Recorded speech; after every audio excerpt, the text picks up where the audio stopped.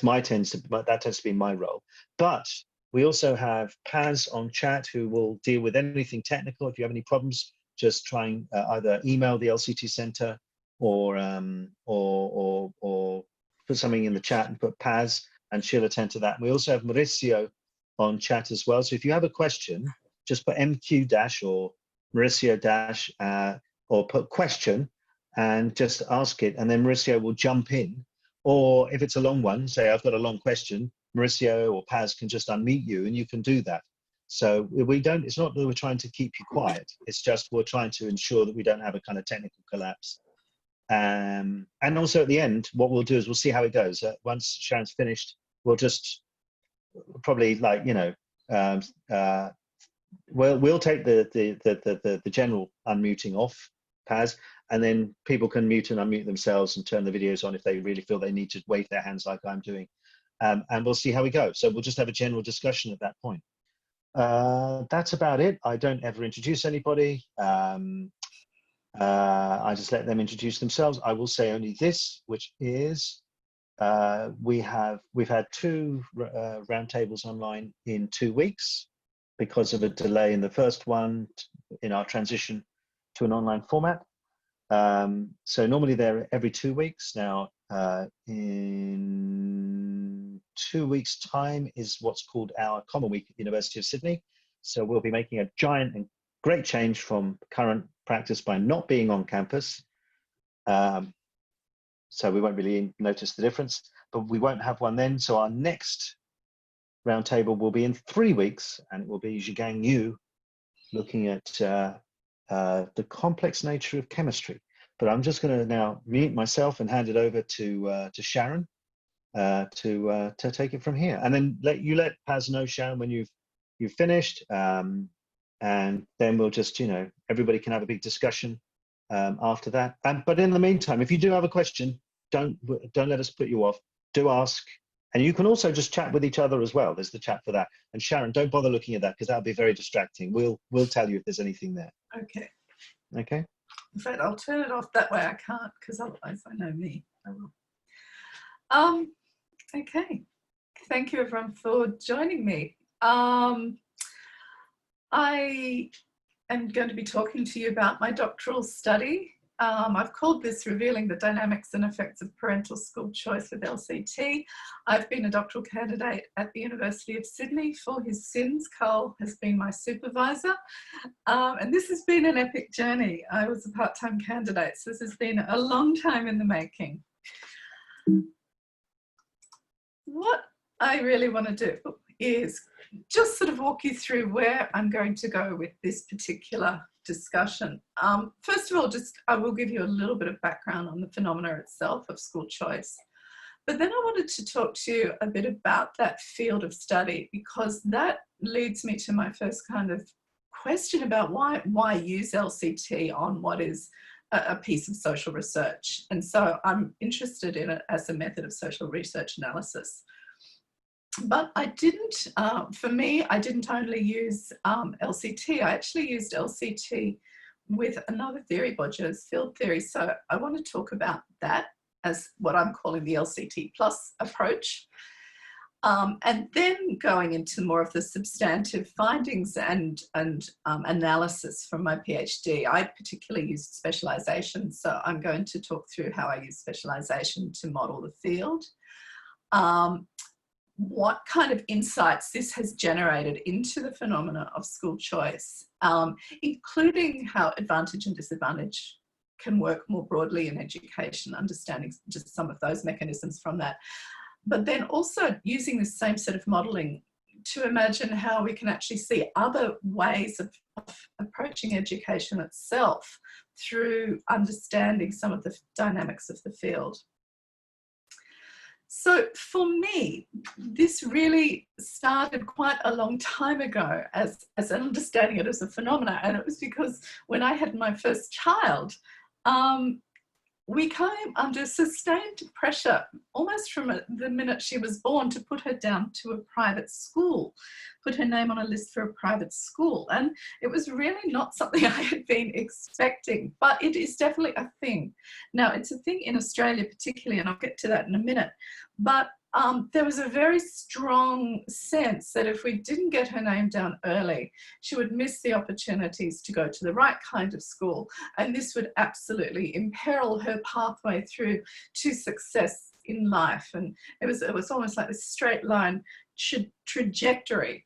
Now, I was particularly interested in this, not just because it was my own child, but I guess some of my own background, which was both in policy and advocacy. I had been a youth worker and I had worked in youth advocacy, and I was, you know, particularly interested in young people who were disenfranchised from school, and certainly in my own youth work had worked with a lot of young people who didn't fit the school system. So I also knew that there was quite a lot of inequality built into the system as well. So I became quite interested in sort of how these various mechanisms could shed some light for us on, you know, is the inequities that are built in. So for me, the focus of my study really revolved around three key understandings I wanted to get. Firstly, I just wanted to understand school choice and how parents made their choices and why they did this. I also wanted to understand how it was meant to work in policy terms, like what school choice was actually meant to achieve, as it were. And then finally moving through this question of what might this mean in terms of advantage and disadvantage more broadly in schooling. To give you a bit of an idea of the Australian context for this, school choice is a worldwide phenomenon. It's throughout, certainly a lot of European countries, a lot of South American countries, America, it's everywhere. So it's something that we can see worldwide. But Australia has some particularly unique features. First of all, Australia has an unusually high level of private school choice. So around 1 in 3 Australian students will attend a non-government school. This is disproportionate to the rest of the world. The second thing to know in New South Wales specifically, which is where I'm situated, is we don't only have public-private school choice, we also have choice within the public system itself, particularly notably through the choice to go to an academically selective school, which we have more academically selective schools in New South Wales than we do in the rest of Australia. But also we have other forms of selective schools. We have performance schools, we have sports high schools where you can specialise in sport. So we've got a lot. So it's produced a very segmentalised system. The second thing to know is that we have a highly socially stratified system. So even compared to other countries, and I've used Canada on this slide, we have advantaged students in Australia are much more likely to attend school with other socially advantaged students, and disadvantaged students are more likely to attend school with other disadvantaged students. The highest performing schools in Australia unusually have a particularly high number of students from a language background other than English. That's what the LeBoat stands for. And this is also true of the lowest performing schools. And the gap between these two performance levels is really huge. It's estimated by the end of schooling as being the equivalent of 3 years. The other thing that's worth knowing about Australia is, in common with many other countries around the world, is we have a really high stakes testing regime that governs it.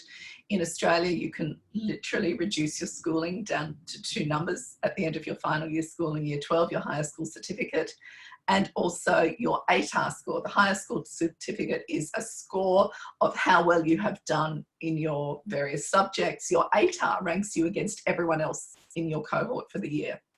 And those 2 numbers determine what study you'll be able to go on and do at university.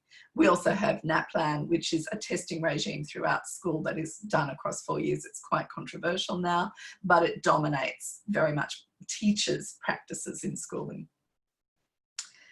So when I went to look at school choice, I first did look at the existing literature. Given that this is a worldwide phenomenon, there is actually a lot of literature on this. And I was kind of interested in, okay, how do I fit my concerns into the existing literature? And if you put it into any search engine, you will literally see hundreds of thousands of responses coming up. So rather than me investigating a new phenomena, which a lot of social research is, I'm investigating one that has had a lot of research attention in the space. And so the first thing you obviously check is, can these studies pretty much answer my question? Do I need to do anything? And what I found was the studies that were most addressing the series of questions I had fell into three categories. There were empirical studies that pretty much looked at surveying or sometimes interviewing parents according to checklists, trying to say, what made you choose a school? And parents would say, oh, it was this, this, and this. The second lot were ones that were very much concerned with understanding how does school choice relate to class particularly, or theories of social reproduction. And the third ones were really looking at school choice as an exemplification of the marketization approach to government and schooling more specifically. And each of these approaches kind of gave me something useful.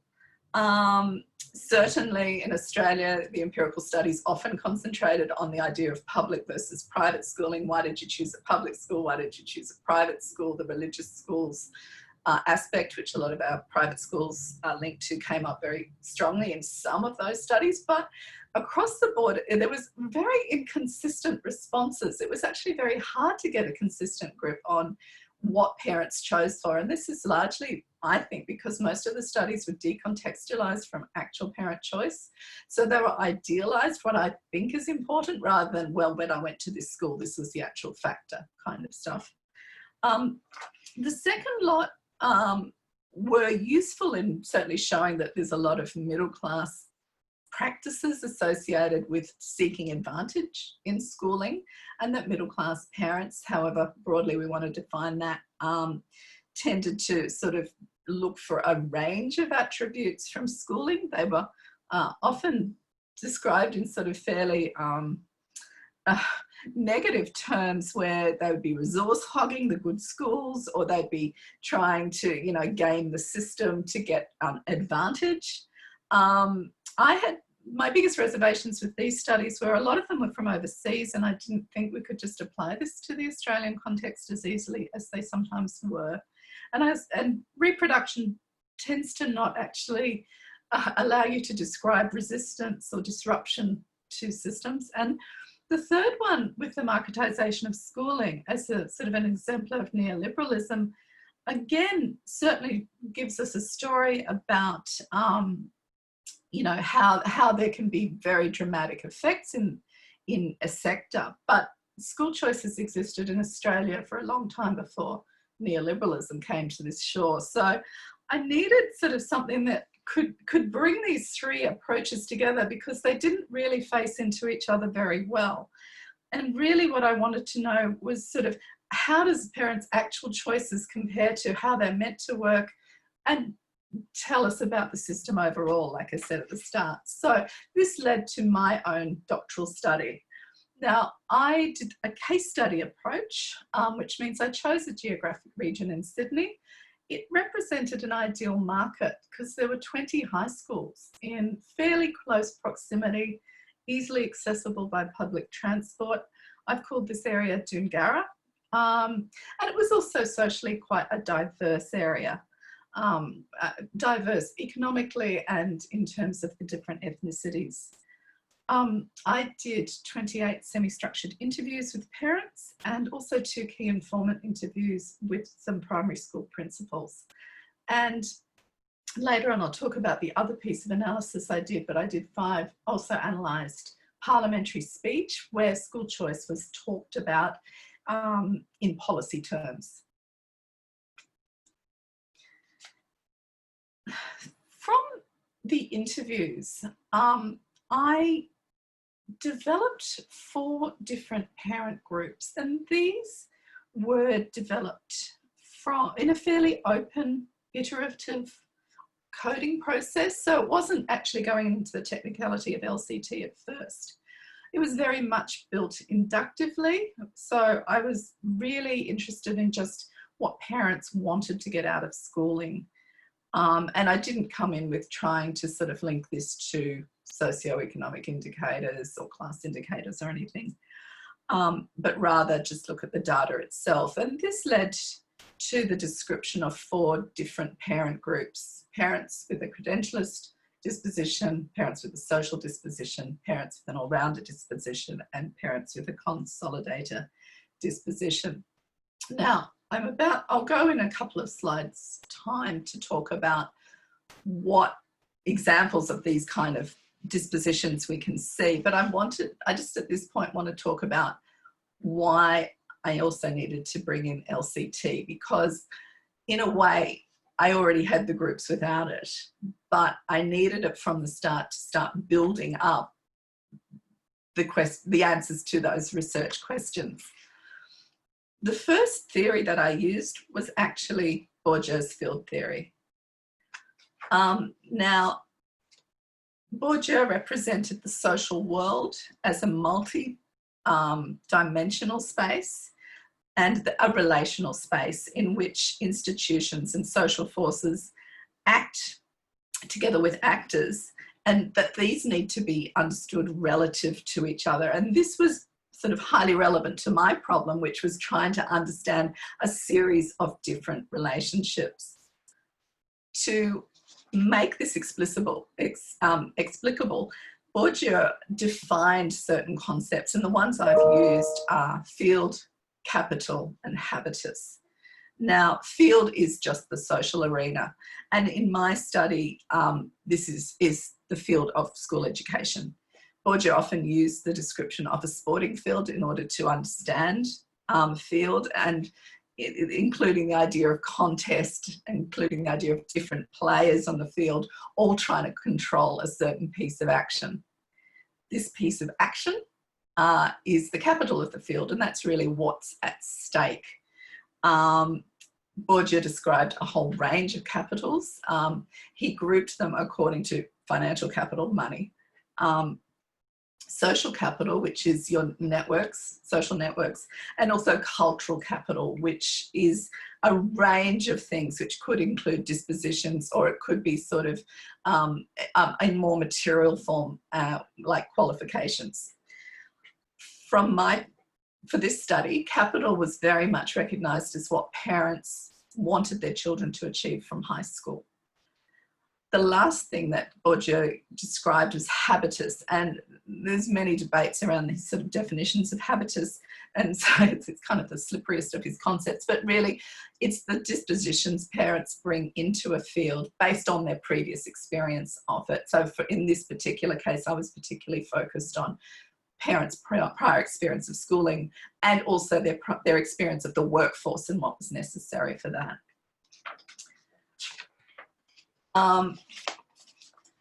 Bourdieu neatly illustrated these together in trying to show the relationality through saying, habitus and capital together in a field produce practice, or flipping around, the practice we observe, in my case, the school choices that parents make, could then be broken down into these different constituent parts: parents' own dispositions to schooling, what they wanted their children to achieve in the choice of high schools available, is what I could observe through their recounted choice processes.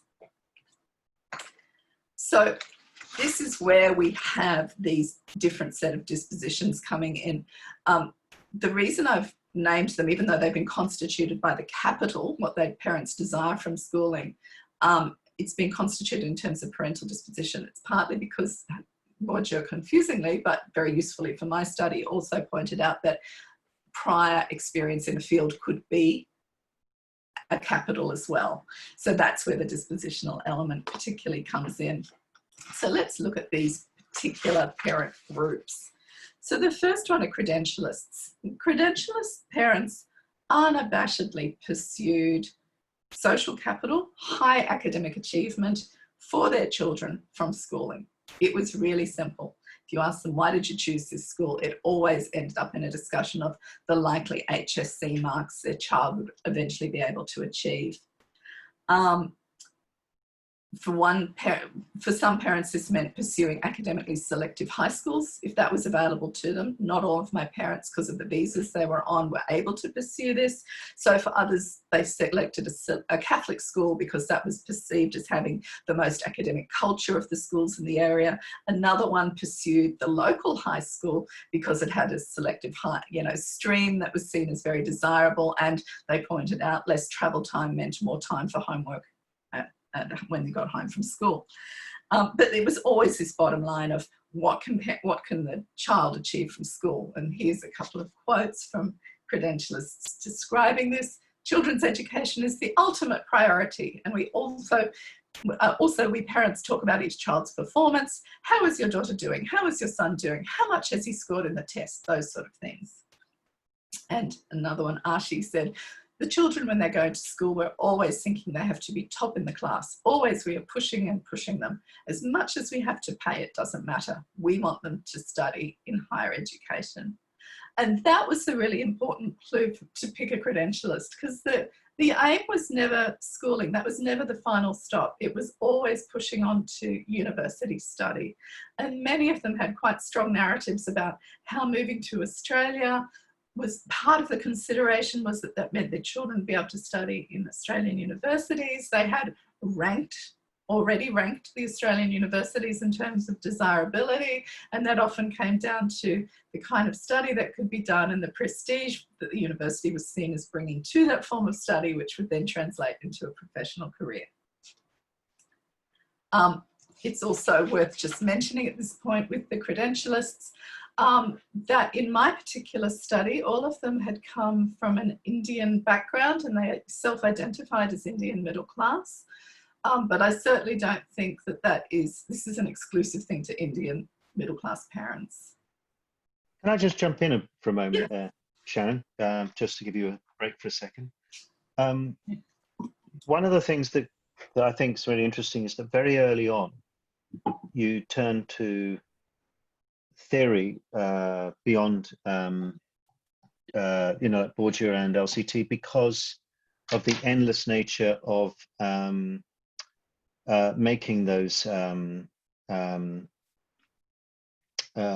distinctions socially. So I mean, Australia has got an incredible multicultural population. So you have all sorts of different nationalities. Then you have things like the difference between being from a Lebanese heritage that is first generation or second generation, or what language they speak at home, and all this sort of stuff.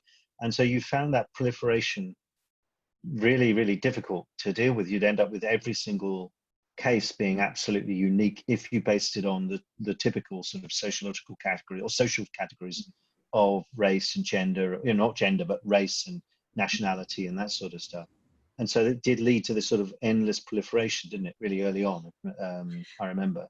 Yeah, no, thanks, Carl. But it's very true. And there is an emerging scholarship that really was starting to look at why Chinese background students so successful in schooling. And it was very specifically racialized, really, in the descriptions. And it was interesting. So I've engaged with that particular field, and I went to a forum quite early on, and I talked my way in because they were all interested in Chinese background students. And I said, well, I've got a group of Indian background parents behaving exactly the same way you're characterizing Chinese background parents as behaving. So we can't just go straight into this Confucian heritage discourse, because there's something else going on here that's not only about cultural background. So yes, and theory was really needed to kind of tease that out. Otherwise, yeah, as you said, I would have had charts where I went, well, these two, Lebanese background parents said this, but, it was really interesting. This second generation Greek parent said something different. And yeah, it doesn't get you anywhere. You kind of need to bring groups together rather than sort of, it's fracturing. The second group of parents I looked at were ones I called parents with a social disposition. Now, these guys, I guess in common with the credentialists, were really only after one thing in schooling, but they were after something quite different. They wanted their children to be happy it was really simple. If you say, why did you choose this school? Because I thought it would make them happy. And this was actually linked to a whole series of social dispositions that they saw as being really important from schooling. And the majority of this revolved around the idea that if their child was happy, socially confident in themselves and understood themselves when they finished school, they would then have the motivation to go on to further study and be successful in life. And if they left school without that, they would be marooned, you know, that they wouldn't be able to kind of move forward.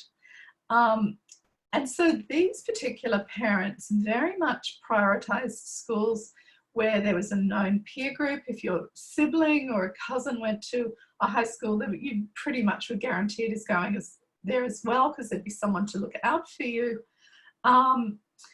Generally, it was the local public school, or certainly one off the local public school. This group of parents were almost all oriented to public education. And for them, the other important thing with this preoccupation was that they linked happiness in schooling to successfully completing schooling at all. And a higher proportion of parents in this group had one or both parents who were early school leavers than in any other group. And the explanations as to why there were early school leaving, particularly from the fathers, this was usually separated mothers describing why their ex-husbands left school early. It mostly was a narrative of lack of self-confidence. He was not confident with himself. He left school early.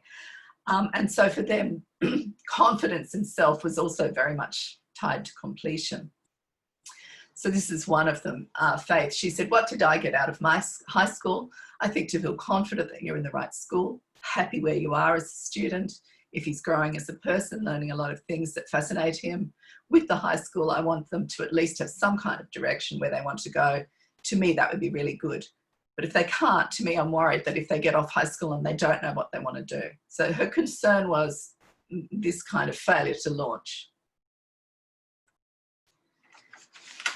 The next lot are all-rounder parents. Now, these guys were very articulate. This was a very articulate group of parents, and they wanted a bit of everything, basically. They wanted their children to have all-round personal development. They wanted all-round good schooling. They prized social leadership skills, opportunities to, you know, be involved in civic projects.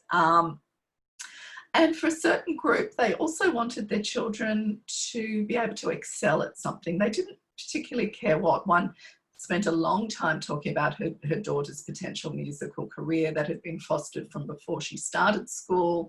And, you know, she wanted her to have the opportunity to be a musician, should she choose that, once she had completed her schooling. And there was a very strong sense that children needed to have this sense of being really good at something. This group downplayed academic achievement a lot, but it was not that simple, because they all did assume their kids were going to go to uni. So academic achievement was actually a bit taken for granted. This would be a typical quote. I don't care if they don't get A's. Those type of things come later. I want them to excel to the best of their ability, but to also learn other stuff, to be a good person in society, to be kind, to be generous, and, you know, how to look after yourself, how to respect yourself. So, you know, those type of things are really important. So it was very dispositionally oriented. But like I said, in the background is this underlying assumption that university study is inevitably going to follow. And the last lot, Carl and I spent a long time talking this one back and forth, the consolidators. They were a very definite group, but it was getting a grip on what they were about that was the interesting one. Consolidators had quite a lot in common with the all-rounders and also parents with a social disposition. They wanted their children to have a sense of confidence, a sense of self, and a sense of belonging from school. That was really important. They also did want them to go on to further study, preferably at university, but some were also quite open to vocational study, particularly some of these families where there was a trade background, and often a business-oriented trade. So families where the father was a builder and actually owned a business as a builder. So but they kept sort of coming back to wanting their children to have the same good experience of schooling that they had had. And for most of these, that meant Catholic schooling. So this was an intergenerational group. In pretty much every case, one or both parents had themselves attended Catholic schooling. And it tied into their narrative of intergenerationally building in the family, being able to kind of hold on to what the family had come through hard-earned work. They were also mostly second-generation migrant families in this group, where a lot of dialogue around my parents never had this opportunity, or my parents had sacrificed themselves to come here. They worked hard in the factory. I was the first in my family to go to university. I want it to be easier for my children. So the repeated experience of them being able to learn from me meant a lot. This is a consolidator. I want her academically to achieve all the levels she has to. Like, I talk to her now and she really wants to go to university. She doesn't really know what she wants to do, but we talk about it. So whatever she wants to do, I want her to get a good enough result to do what she wants to do. And then I want her also to have good values and to be a good person. So then, while it's interesting to have these four groups, the next question that it raised really with my study is, so what? How do we find a way to get a grip on these different groups operating in this particular space? And I guess the strength and the limitation of Bourdieu's work is, while he has made it very, given us really good elements to think through and made very clear. Can I interrupt you? Yes. We have a question from Claire Simpson-Smith. I read.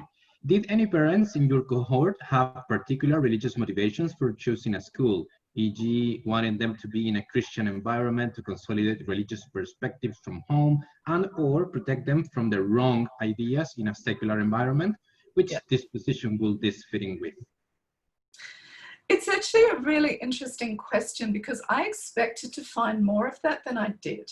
And in fact, even other school choice research has also made that point, that even though it's almost like a lot of the religious schools as a lobby or as a discourse push that quite strongly, it's there, but it's not necessarily the prime motivator.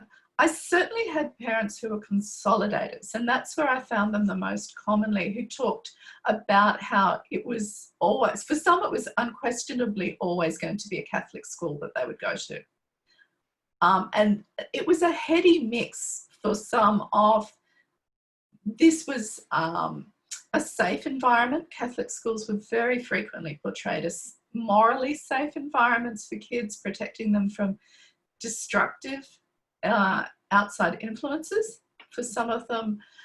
And also some made the point that, they were quite religious at home and they felt it was important that the school reflected that same religiosity. So it did come up.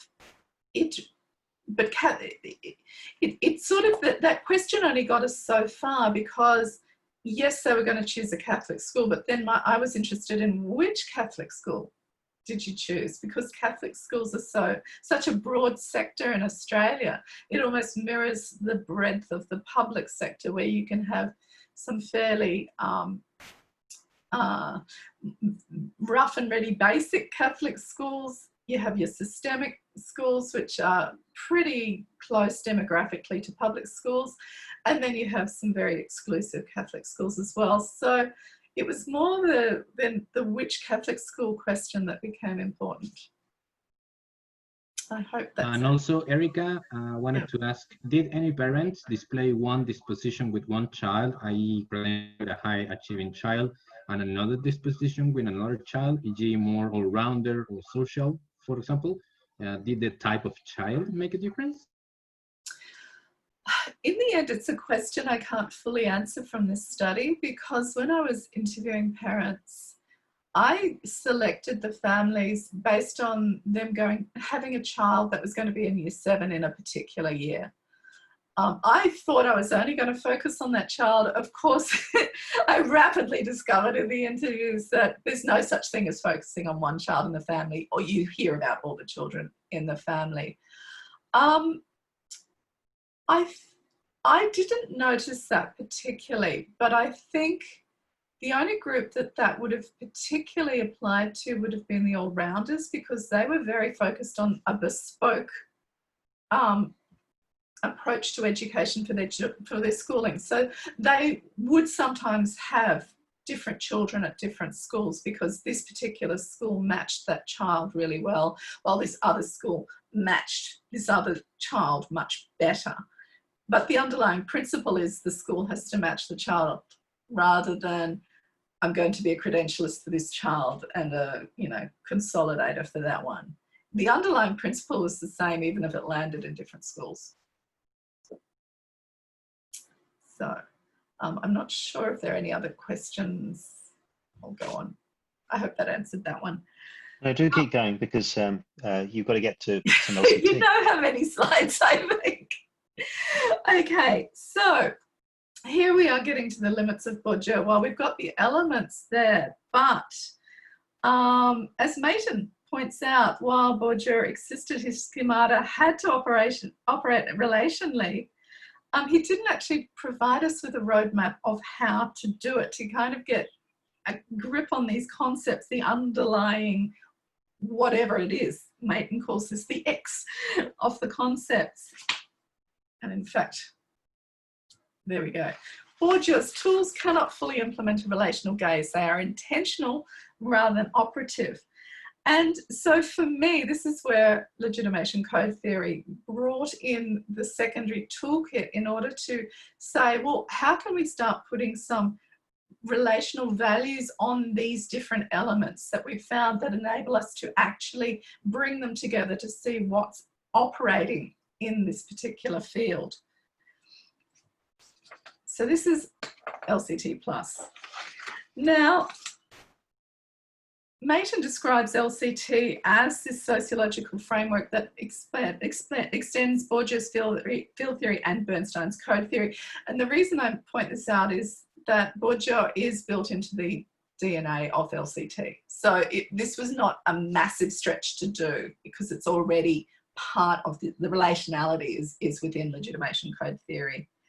I chose to use specialisation because it very neatly allowed me to look at both what needed to be known as well as disposition. So it separated out those two particular sets of relations.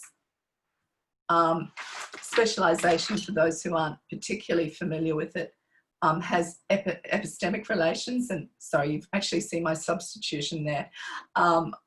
The epistemic relations and social relations, generating 4 different codes. In this particular study, I have translated epistemic relations, looking at the capital of academic achievement. Social relations is looking at the capitals related to the development of dispositions. The 4 codes, the elite code is both what, I'll start with the knowledge code, is all to do with what you know. The knower code, who you are. The elite code, who you know and what you know and who you are. And relativist is other factors. Talking about the epistemic relations first, and this is where I spent a fair bit of time putting some shape on understanding the field. It was really important in terms of understanding what parents meant when they talked about educational achievement and academic achievement more specifically. Every single parent in my study described how important education was for their families. They all said, I'm really committed to education. So we needed to kind of tease apart what that meant. Academic achievement was quite important because parents would often use this term fairly loosely, and I needed to understand, when you say academic achievement, what do you actually mean? What's your measure? And to understand this, I created a ranking from the interviews of how parents use this idea of achievement. And this was described in relative strength and weakness of epistemic relations. And this really went from finish high school and do an HSC high school certificate, go on to further study. And this was sometimes undefined for parents, or they would say, oh, university or TAFE, vocational education, doesn't matter, through to those parents who said, no, that it's going to be university, or assumed in the way they were describing things that it would be inevitably university. One of the two ways I really kind of understood this too was the concreteness of how parents expressed this. So for some parents it was vague and aspirational, for others it was specific. So that was part of putting this together. And here I'm just showing you how just with epistemic relations, the different parent groups went up and down the plane. Socially disposed parents were very focused on their children finishing high school, wanted them to go on to further study, but didn't tend to elaborate at all what that might mean. Consolidators split a little bit. Some were very focused on university, but a lot were sort of hedging their bets, university or vocational, we don't mind. There was a bit of assumption with vocational that there would be a business ownership there. So it didn't mean all vocational necessarily. All-rounders assumed university. Credentialists would provide lists of which universities were good choices and often which were their preferred disciplines for their children to study in. And they would say things like, oh, we can be finance or engineering, I don't mind. So the personal qualities of social relations, I went through a similar process. I'm not going to actually show you the map of the parents in the same way that I just produced then. But again, the clue was in the concreteness of how parents are expressing this, because for some parents, even though they foregrounded, it's really important they have self-confidence, they know themselves, they should from school understand how they should act in the workplace. Other parents said things like, oh, I want them to be really confident at speaking at groups of people and really throwing forward to far more social leadership kind of things. So that produced a scale to do with, again, the concreteness and to a degree the social hierarchy that was being produced. And what I want to do is bring these two together and talk through each of the parent groups understood on this particular plane. So the first is credentialists. Credentialists hardly ever mentioned anything to do with social relations or personal dispositions from school. They would talk about some of this development out of school, but the business of school for credentialists was producing high academic results. And there was really, things that were distracting to that were downplayed, in a significant way. So that's very much what you know is measurement that's going to matter. Socially disposed parents, it was quite different. They really, really wanted their children to be happy. So they emphasised all these dispositional qualities very strongly. And while they said academic achievement was important, they didn't put any concrete details around this. It was very much seen as, we'll get you to the school, we'll emphasise the positive social environment of the school. These parents often volunteered in schools, particularly in the primary schools, but they didn't engage particularly with the academics of the school world at all. Oh, sorry. There you are. All-rounder parents wanted the best of both worlds. So they did place a very big emphasis on their children's dispositions. This is where the excellence culture comes in. I want them to be really good at something. I want them to be a good all-rounder, good, confident. But again, the assumption that they will be going to university. And consolidators who were at this intermediate position, very, very much about belonging in school and to a degree belonging in communities, the family community, for some also the religious community, so very heavy emphasis on that fitting in, but also very mindful of the academic performance. There was no consolidators, with one exception we'll get to at the end, that were not carefully checking the academic performance of the school. So that was part of the checklist for them. So this kind of all of a sudden gives us an idea of what do these values mean relative to each other. And that's where we start to see sort of a pattern emerging of what school choice means in actuality within a particular school field. Two other quick observations. Two groups only pursued one form of capital. Credentialists only pursued academic capital. Socially disposed parents really only pursued social forms of capital overtly. There's more going on with them, and if I have time at the end, I'll come back to that. While the others wanted a far greater combination of both. But then so this has allowed us to make our academic strategies visible and comparable, makes visible relative academic difference, and seeing the range of capitals aspired to from school. But then the question is, what does this tell us about how this is meant to work, and what does this tell us about advantage and disadvantage? I'm aware of the time, but are there any questions, Maurizio, before I head into my next bit?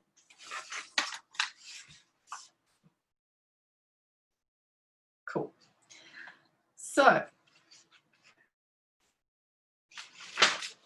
none of that kind of made, while that's good for relative to each other, it doesn't tell us about the actual operations of the field itself. And to understand that, I went and looked at a whole lot of parliamentary speeches in which school choice featured. And this was to really reconstruct an idea of how school choice was meant to work in the minds of policymakers.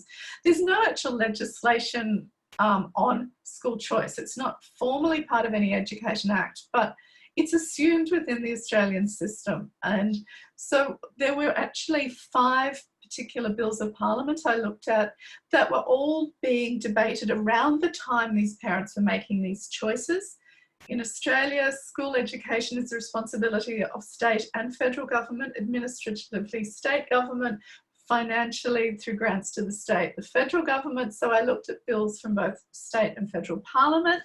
That's a lot of parliamentary speeches to read through. I took this bullet for everyone. What this showed me though, and this is 2 quotes, one's from the Labor Party, one's from the Coalition, which is the Conservative Party, then one of the 2 parties in the Conservative Coalition. And what I could see very clearly is school choice is not contested at a parliamentary level. It is assumed, and that there is an assumed basis for school choice, even though they spent a lot of time ostensibly attacking each other and saying, oh, we're for school choice, you're not. Actually, though, underlying it all, there was furious agreement. Kim Carr, who's one of the leading lights of the Labor Party at the time, said, and this was actually about legislation being introduced that enabled eventually NAPLAN, the national testing regimes, to be brought in. School choice was tied directly to this, and he said the program that the government is advancing as part of its education revolution is very much about the rights of parents to know what's going on so they can make informed choices about the future of their child's education. So choice is just assumed, and really the only important thing was that parents did this in an informed manner. Robert Baldwin said parents and students must be assured that our education system is defined by choice, values and high standards. The alternative government demands that every child have access to high quality education from a high quality teacher in a high quality school environment. So choice linked, again, a bit of a market approach, that choice will lead to higher quality, but really underlying it all is this idea that the school field itself is about choice, and that legitimate choice by parents is okay so long as you're looking at academic achievement. So that there is a legitimate way to do this. And in fact, there were various speeches that talked about illegitimate choice An illegitimate choice was linked to rumour and innuendo, what somebody told you in the playground about a particular school. So that was very much trounced upon. So what this really tells us is that there is a way of understanding how choice should be made, and that the ideal parent will make it this way. And this became incredibly useful because it allowed me to bring these two together.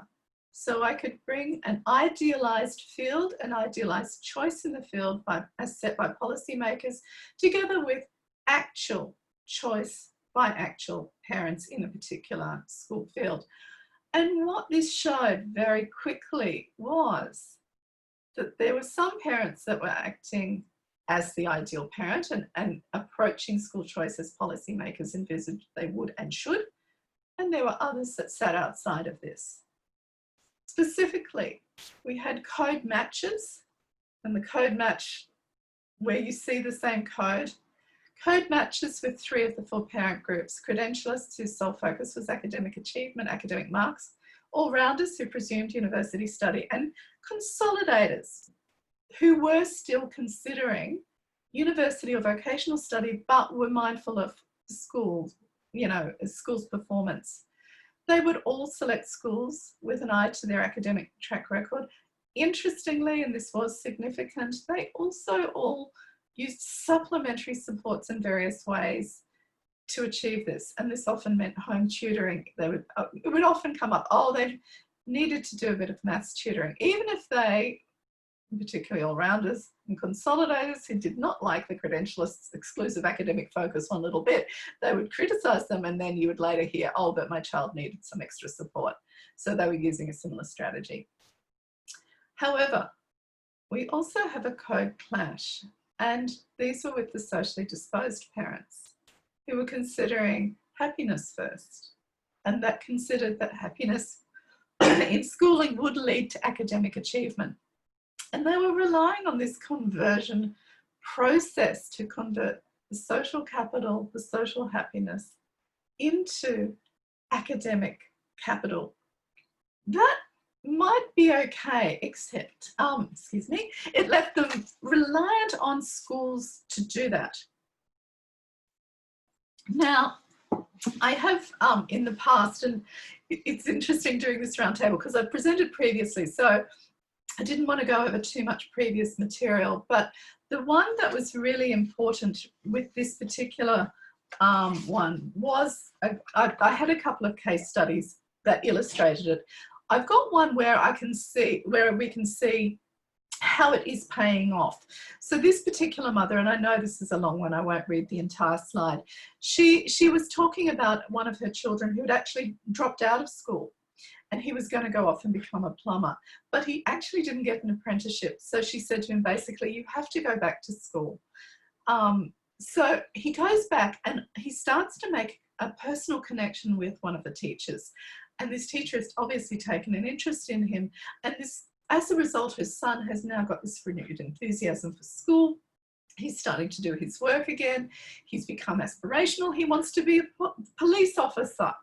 And she said, this is all down to this one teacher. So for her, the son being happy in school has got this payoff because the teacher has taken an interest, and now the son is re-engaged and is going to go on and do well.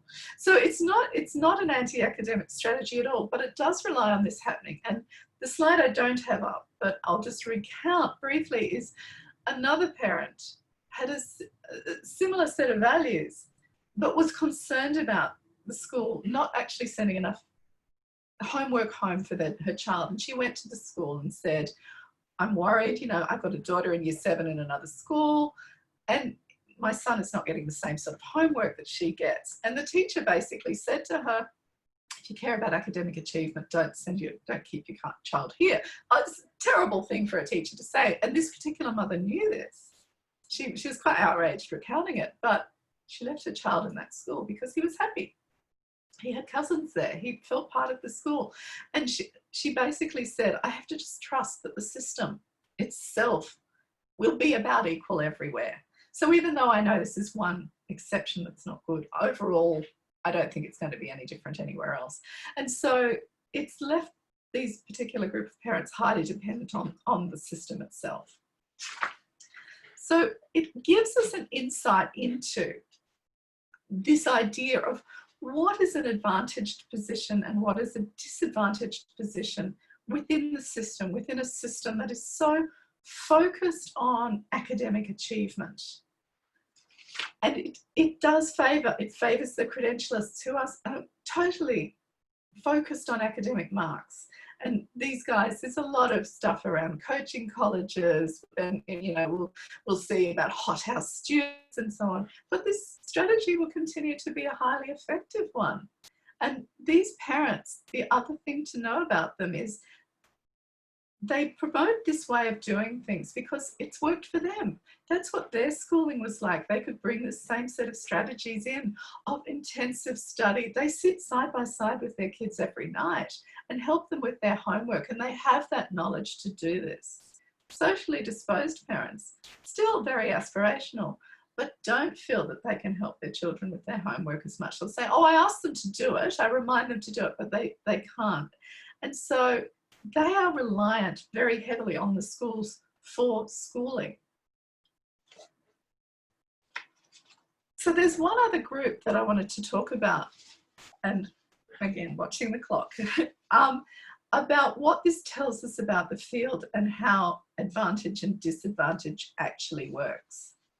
Because choice itself is also a two-way process. It's not only parents choosing a high school, it's also high schools choosing parents. And if you have a system where the field itself is oriented to academic achievement, children of credentialists are very desirable. They're going to put in the work. They're going to study hard. Schools rankings are published. So, you know, if you're a school with a whole lot of credentialist children, you're going to look good. If you're a school with a whole lot of socially disposed parents and socially disposed children, you're not going to get that same right. Education will be more work. And this really came home with two parents in my study who had children with a disability, because what happened to them is really illustrative of the constrained choices. Rebecca was a socially disposed parent and how she approached schooling. And here she's talking about her particular son, Riley. Now, Riley, she said, had ADHD, and in common with the other parent of a child with a disability I'm going to talk about, she was very worried about school choice, and she had actually had to exercise primary school choice as well as high school choice. Both of them had shifted schools at least once in primary school, as they didn't feel their child was getting the support they needed. Rebecca went to a lot of high schools. She actually looked around quite a lot of high schools trying to find one for Riley, and unlike every other socially disposed parents, considered a Catholic school as well. None of the others considered anything but public schooling. In the end, she settled for her local public school, and she was worried about it.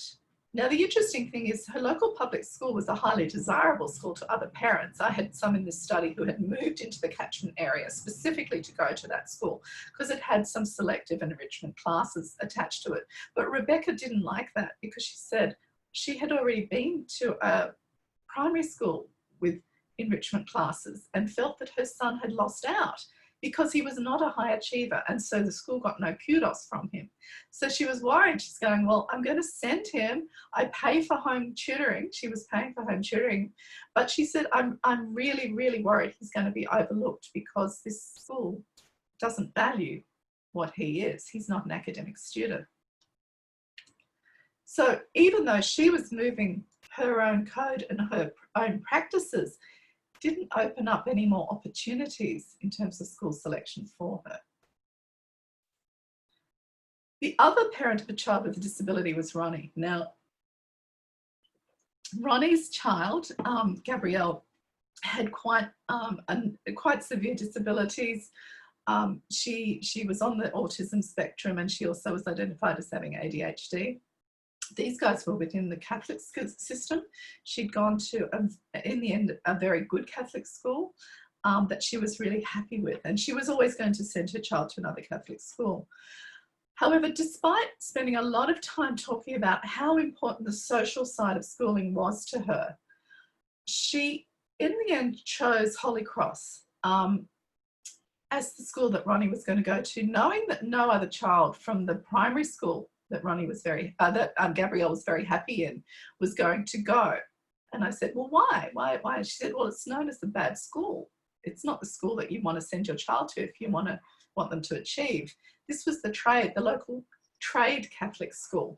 And so it was avoided by aspirational parents. And so again, her choices were highly constrained because she had a child not desirable to the system itself. So there we see again, if your child doesn't fit the ideal of the field, again, the options are limited. So the last bit, I just wanted to sort of imagine forward some new possibilities and where we might be able to change this, which is very much following Eric Olin Wright and his kind of emancipatory sociology. The first thing is to sort of question, well, what is being measured? Can we look at other forms of measurement? Can we look at valuing other elements more in the system? Why are we reducing schooling to 2 numbers at the end of schooling? Why are we allowing NAPLAN to dominate? So reduce the emphasis on academic testing, reduce an emphasis on ranked results. Why don't we use competency-based resulting? Can we value the social more, the dispositional more, the cultural more? Can we value social cooperation in some way? However, I will raise all those possibilities, but this is literally something that came into my inbox this week. It's a petition to change in the face of COVID-19. Let's get rid of the some of this ATAR ranking. So it's petition. Sounds great, except this is my one reservation. In making some of these changes, we have to be careful not to just shift it across to an area that favours elites, where we make a shift to higher order dispositional training and so on, which you need a lot of private support to develop because schools are not necessarily having massive amounts of resourcing going into this.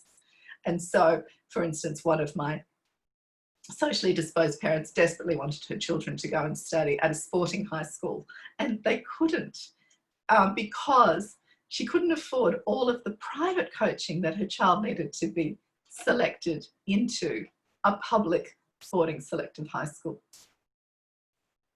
So we have to be careful when we're imagining new possibilities. We just don't simply open up new oppressions where if parents are only relying on schools for schooling, any new emphasis or capitals have to be equally possible from schooling. Otherwise, we just create a new disadvantage. And I guess the thing I wanted to also open up was just saying, well, where are we going to value the capital? Where are we going to place this as a position? So that's really getting to the end of my talk, where all parents wanted a good education as part of school choice, but it did mean very different things to different parents. In order to understand these differences, the key capital of the school field, academic achievement, was really important to kind of map and understand what that relatively meant to each other parent. Key capital and school choice, very much part of what the policy settings are about. But use specialisation, we can show where the advantages and disadvantages in school choice are through who matches the field, who clashes with that field.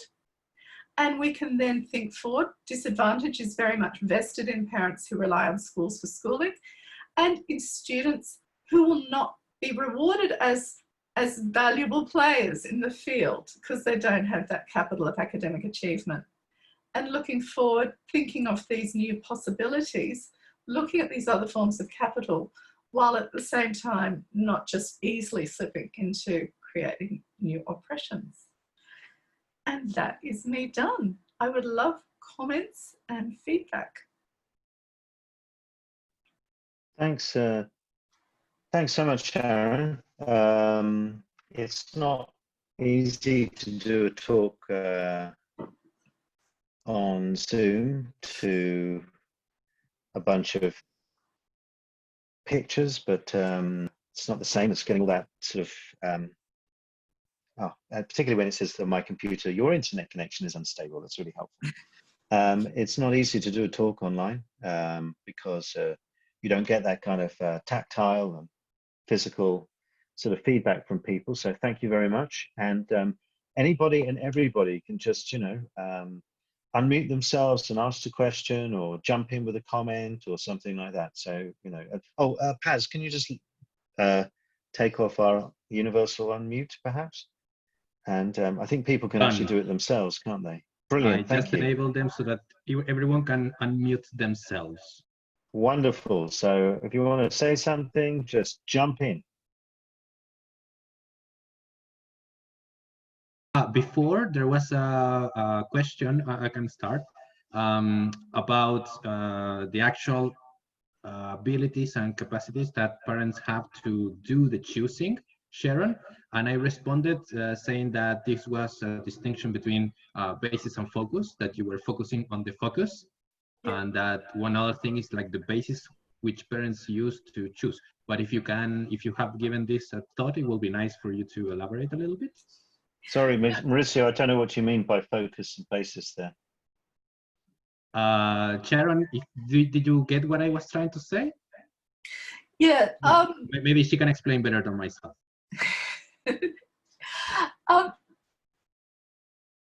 What was kind of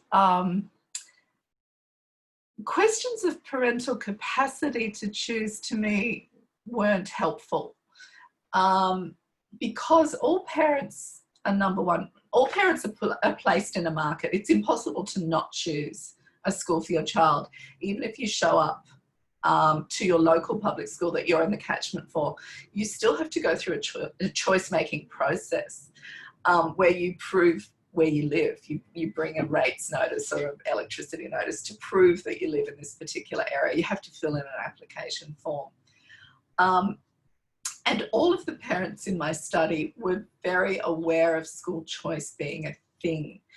Even the ones that basically just said, I really only looked at one or two schools. There was no parent that said, I didn't care about it at all. Now, obviously, there's potentially a little bit of self-selection in my study in terms of how I recruited parents in.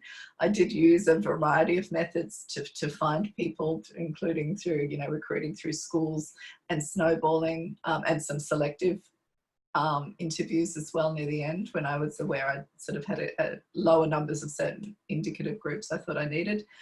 But it wasn't, some of the more disadvantaged parents, for instance, the primary schools were stepping up.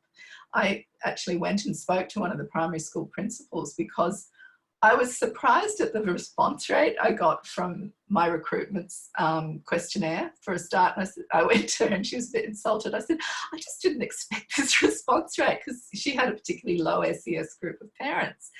And it was important for me to understand why the parents were so engaged. And it turns out that particular school had done a lot of work with parents on how do you choose a high school. They brought the public high school principals to the school for parent nights. They ran special nights on application writing for high school applications.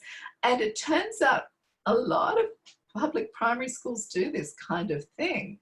And so even the more disadvantaged parents are very much being inculcated into the methods of choice. And so because everyone must choose, it's compelled that you choose, at least symbolically through filling in applications. I don't know if parental capacity is such a question. Plus, I also very much question how would we measure capacity anyway? Just because a parent doesn't choose to read a league table doesn't mean they're not choosing well. I'm not sure if that answered the question though. Yeah, I think so. Jennifer also was asking, was there any investigation of the parents' own experience as compared to their aspirations for the child? Did the social parents have an happy experience themselves? Yes, so there was, that was definitely part of the interview, so I didn't get a chance to cover that today. Consolidator parents, and I did mention that, overall had a happy experience of schooling. And what was interesting was in some of the couples there, one would say, oh, I had a terrible experience, but my husband had a great one. And so we went with what his was like. So a lot of that with the consolidators was repeating it. Socially disposed parents were the ones who had the least happy experiences of schooling. For different reasons. The early school leaving was really interesting. So for some it was a lack of confidence, and they had clearly, either the way they were describing it sounds like there'd been a learning difficulty and this child had essentially become shamed into, you know, in being behind. But others, one of them, she had been homeless. She didn't finish high school because she'd been homeless by that stage. Others had had long-term illness, or there'd been disruptive migration, or something had gone wrong in the family. And so for socially disposed parents, they were very aware they did not have their own experience to draw upon. That did come up in their interviews, that or that they wanted their child to have the opposite experience for those who'd had unhappy schooling. And that a number had talked about having unhappy schooling experiences. And that, so they, in a way, were choosing the opposite of what they had. So I had one, for instance, her schooling had been overseas in the Philippines, and it sounded very much a credentialist form of schooling. She said, when you go into the classroom after a test, people's names are written in ranked order with their scores. So all that, she said, it was shaming. And she said, I never want that for my child. And so she actually refused to let her daughter go to a selective school, even though her daughter won a place, because she didn't want her to experience shame like that. So that emotional side was part of it. Thank you. Thank you. Sharon, can I ask a question for myself? Go for it. How was the turning point where you grabbed specialization and you have epistemic relations and you have social relations, and you come to the point in your research where you say, okay, I can grab these tools and I can simply translate ER and SR to two other things that are relevant to my research? How did you arrive to that point, and how was that decision?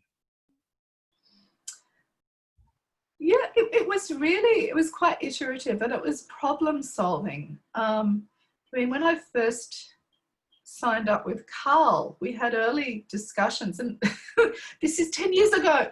So I've gotten to ride the wave of LCT the whole way. Wow, yeah. But why did you do a downward trend there? The tumble and obvious. Because when you go down is when you have fun, Carl, like in a roller coaster. I'm surfing, maybe. Sorry, Yeah. Carl. No, but our early conversations, I mean, Carl has always said only use as much theory as the problem demands. And early on, I actually thought I was probably only going to use Bourdieu. And it was when Bourdieu just didn't allow me to differentiate in a meaningful way between the groups. So I could see there were different groups, and I could describe them in constituent parts, but then couldn't push it on further to understanding, well, why does it matter that academic achievement is more important than social? Does this matter? Was really, I guess, the question. And so to understand the field and understand why that might matter, that's where LCT needed to come in. It provided that relationality. But that was not at the start of the research project. That was, I don't know, maybe a third of the way in. Yeah, it takes, I'm sure it takes a long time too, because I'm also at the stage in my own research in which I am trying to, like, I have already gathered lots of the data, I have analyzed some, and I'm trying to find the ways to both have LCT help in the way I look at things, but also how the things look back and my impact in the way that I treat LCT. So I'm very curious on that on your end. Yeah, I mean, it's interesting. I think it took me quite a long time to let go of the idea that I was going to, in a way, bring a bit of deductive reasoning in as well and say, oh, well, you know, middle-class parents will behave like this. And at one stage I was sort of counting back and trying to, you know, pre-construct the group, saying, well, they've been constructed based on what they needed, but does this reach into other groups out there? And it didn't lead anywhere useful to explain the problem. So, I mean, I guess that's why I really liked being able to do today, was to talk about, you know, LCT and social research and the toolkit it brings to just sort of breaking open problems and thinking about them in new ways, because it literally does enable you to build a new way of seeing something, even in a field as crowded as school choice research.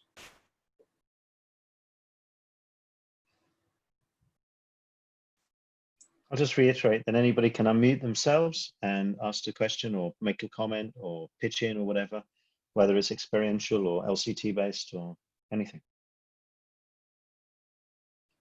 I'm noticing, I brought the chat up, so I'm like, credentialist disposition is placed in the arena of the knowledge code, yeah, but why do parents with credentialist dispositions behave using a knowledge code? The knowledge code is a description of their behaviour. For them, the reason the credentialists behaved as they did was it had worked for them. They were using their own experience of schooling, and they were able to translate that into the Australian school field. So this is actually a really useful question, and something I've talked back to the field of research, looking particularly at why do children from Asian backgrounds broadly tend to do well in schooling. The parents' field of schooling that they had learnt over in India and Sri Lanka in one case also had an underlying setting of valuing academic achievement produced in a high stakes testing environment. So that's how parents had learned to do schooling themselves. And in coming to Australia, that field also matched. So I could actually, in a way, reconstruct the parents' schooling field and look at the Australian schooling field and see the match. So if the Australian school field changed, those parents would not necessarily have a successful set of strategies. It's just so happens that there was a mirroring, and as the Australian school field, I would argue, has become more, has had a stronger emphasis on the knowledge code probably in the last decade, as we have instituted more high stakes testing. And so one of the things I think is interesting about the study is that it's an analysis of the reasons behind the strategies of parents, the choices they make. It's not necessarily a study of the knowledge they have of the school field. It's an analysis of, you don't have to, I mean, LCT isn't just about knowledge, it's about any kind of practice.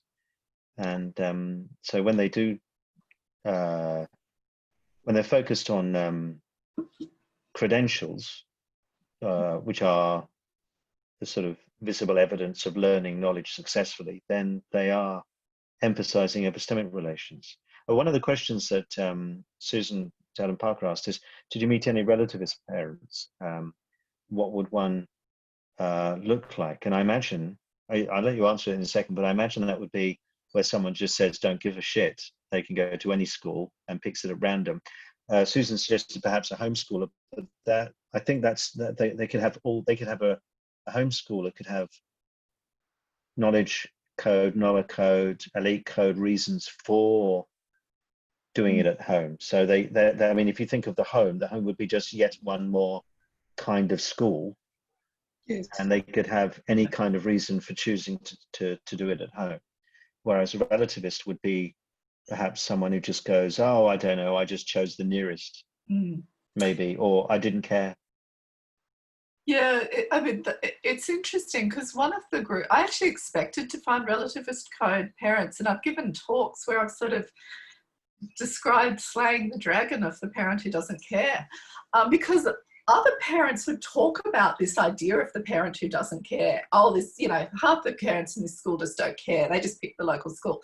I would hear that, but no one in my study fitted that.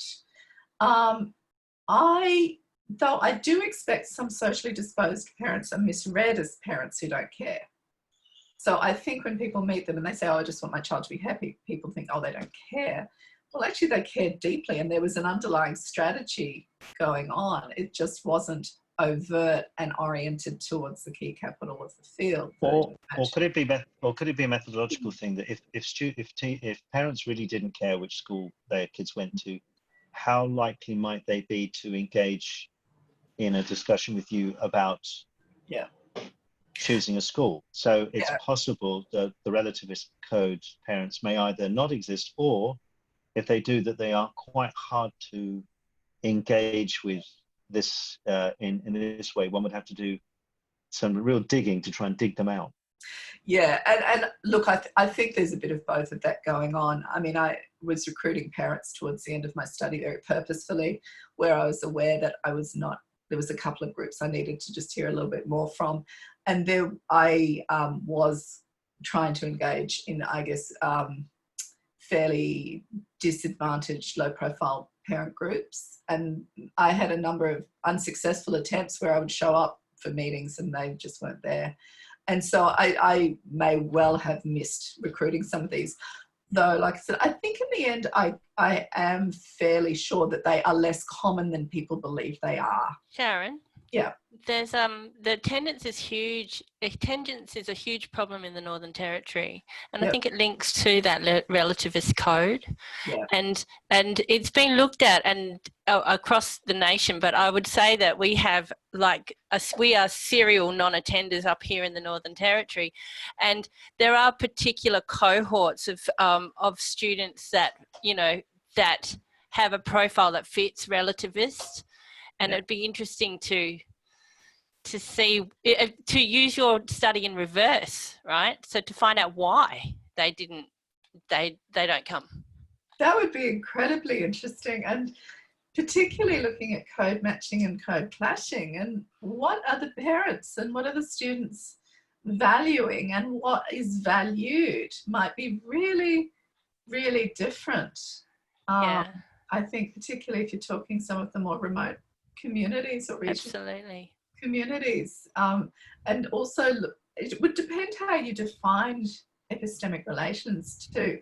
If you keep my setting of academic achievement as expressed in a higher school certificate, for instance, you'll see one thing. But if you changed what the epistemic relations were, if we were looking at another form of knowledge system, if you were looking at Indigenous knowledge systems, do they value that very highly? Are they oriented towards those sort of ones? And the clash is actually with the Western system, not valuing the right things. So interesting though. Just a thought on that.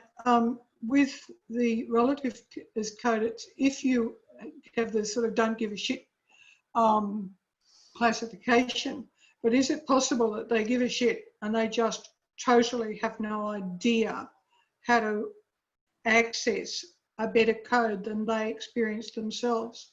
So the social ones are worried about whether they're happy because they think that might be the trick because they weren't happy at school. So if they're happy, they might do better and the teachers will look after them.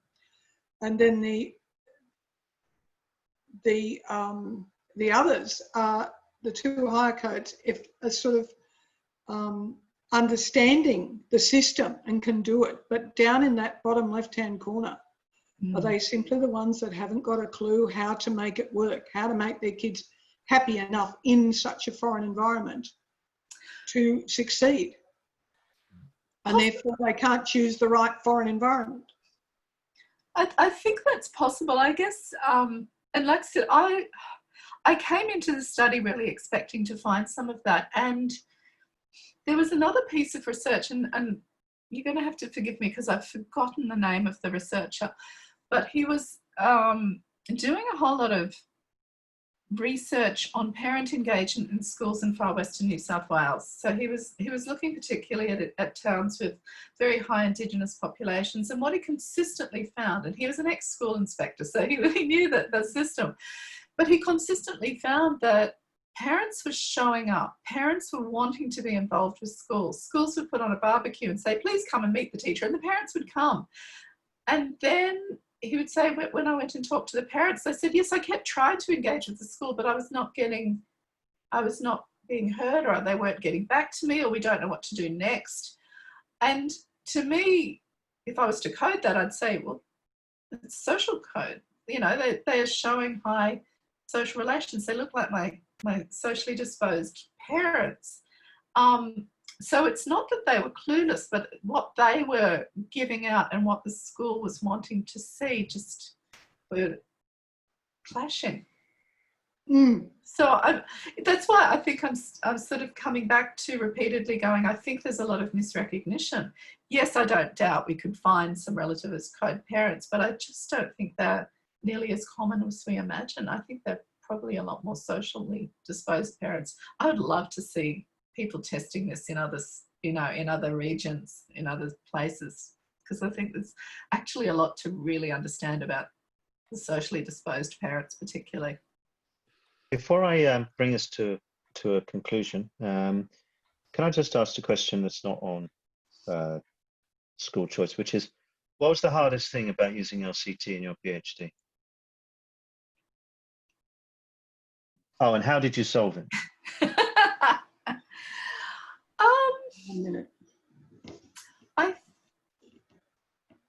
Oh, and just to be clear, that was me asking it, by the way. If people wondered who that voice was, that's me. I know exactly who this is. Yeah, I know. It's for the rest of everyone. I think once I had the relation, it took me a little while to nail down exactly how the social relations and epistemic relations should be defined. In a way, it was my enthusiasm to then apply it to everything. So this is stripped back. I was off on a few happy trips at various times trying to use other codes, and in a way it was not to get caught up in the enthusiasm of how much fun you can find extending the codes, and actually keep landing it back on the problem that I needed to solve. And so how did I solve that? I think through hideous number of drafts and iteration processes where you have to come down to the fine, clear thing rather than fancy work that can be fun and diverting but doesn't actually really answer your question. No, that's somebody just said you had a good supervisor. I'm not sure about that. Thank you everybody for joining us I'll just start my video again. Thank you everybody for joining us today in our second ever online roundtable. Thank you to Sharon for being brave enough to do it. It's not an easy thing to do.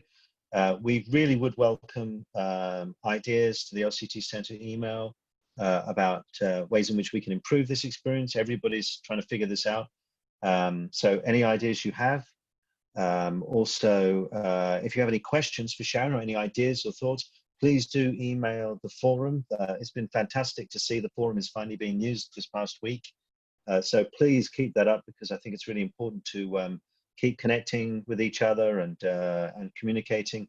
So please do use the email forum, and all this social distancing, physical distancing, we need to be socially communicating as much as we can. So please continue with that. And I hope to see you, as many as you as possible, in 3 weeks' time for Zhigang used, looking at chemistry and in secondary schools, and really interesting stuff about semantic density. So thank you very much, Sharon. And Paz will keep the chat up so you can have a read of that. And please do send questions and comments and stuff to the email forum, and Sharon can engage with you there as well as other people. So thank you, everybody. And also thanks to Paz and Mauricio for making this possible technically as well. So thank you, guys. Thank you, Carl. Carl got me through. So thank you. Yes, and it was. I had a lustrous head of hair when you began your PhD. I So, told you that would happen. and it's your PhD that lost me my hair. So there you go. Thank you, everyone, and thanks for being here. Thank you.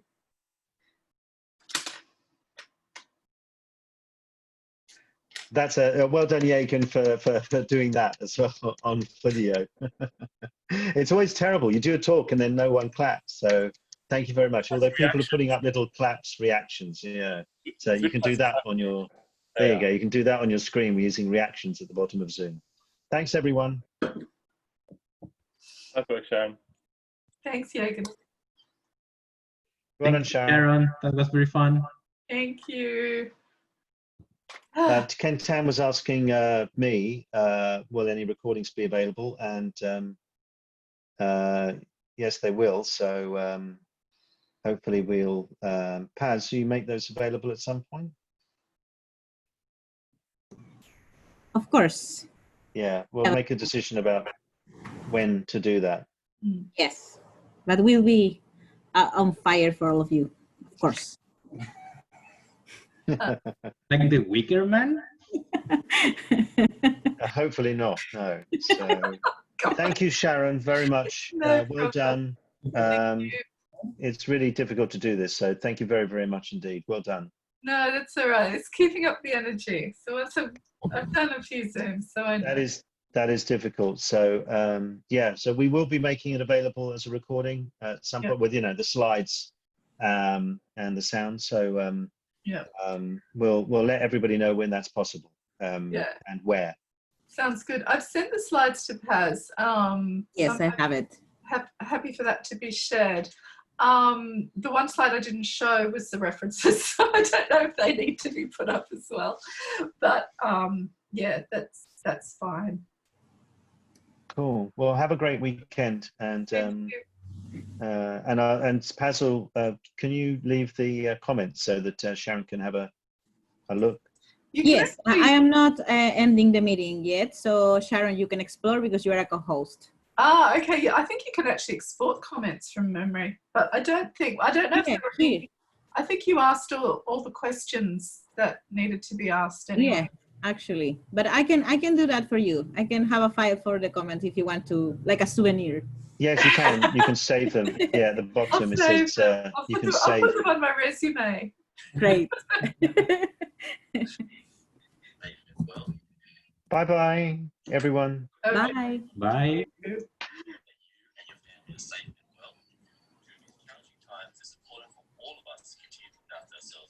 Physically, mentally, and emotionally. So while we all need to get home, we're sharing tips to keep you on your game, ready for when we see you next. Make sure you like and share our Facebook page and comment below if there's any content you would like us to post. But in the meantime, let's stay connected as a community. Jagen, you are watching what's the sports game? Cricket or something. No. Oh, sorry. I hadn't left the meeting yet. No, I was watching a video, but sorry, I haven't left the meeting. Thanks for all that. See ya. See ya.